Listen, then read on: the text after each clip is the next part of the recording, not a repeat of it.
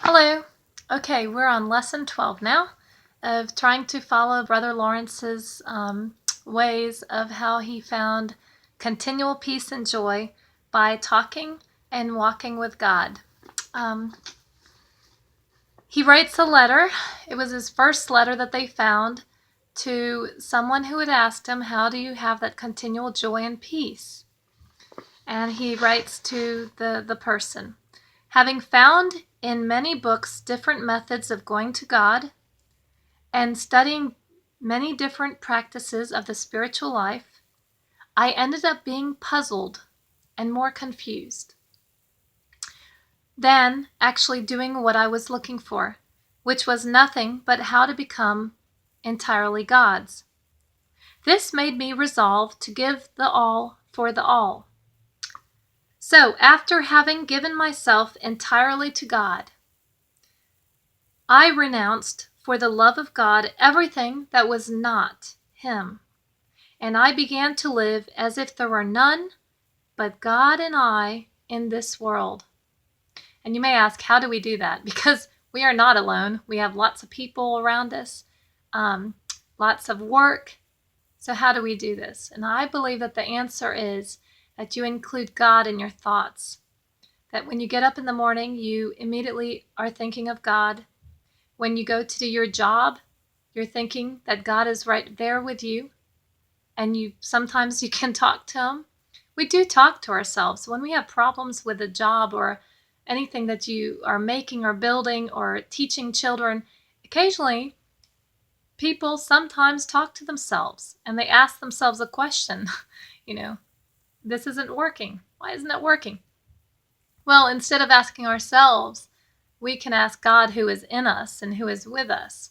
And I believe that when we get used to always conversing with Him about everything, then that is when the world only has Him and you in it, or Him and me in it. And he says, sometimes I considered myself as a poor criminal at my Lord's feet. And other times I saw Him in my heart as my Father, my God.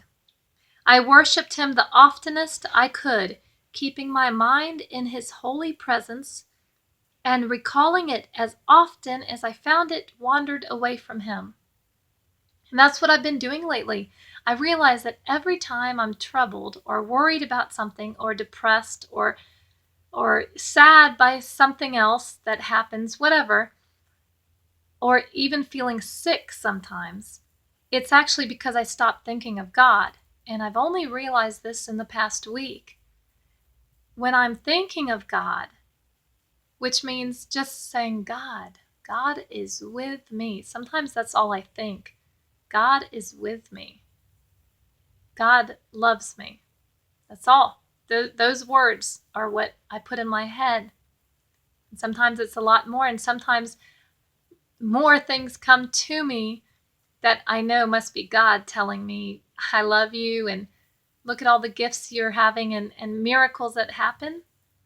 And that's how we keep thoughts of Him. And it might just be as simple as a thought of, oh yeah, God's with me. He says, I found great pain in this exercise at the beginning, and yet I continued it, notwithstanding all the difficulties that occurred, without troubling or disquieting myself when my mind had wandered involuntarily. And again, I repeat, don't feel bad when your mind wanders and you end up being depressed, or your mind forgets that God is there with you. Just keep going. Remember, bring it back and keep going. Bring back those good thoughts. He says, I made this my business as much all the day long as at the appointed times of prayer. For at all times, every hour, every minute, even in the busiest of my business, I drove away from my mind everything that was capable of interrupting my thought of God. Such has been my common practice ever since I entered the monastery, and though I've done it very imperfectly, yet I have found great advantages by it.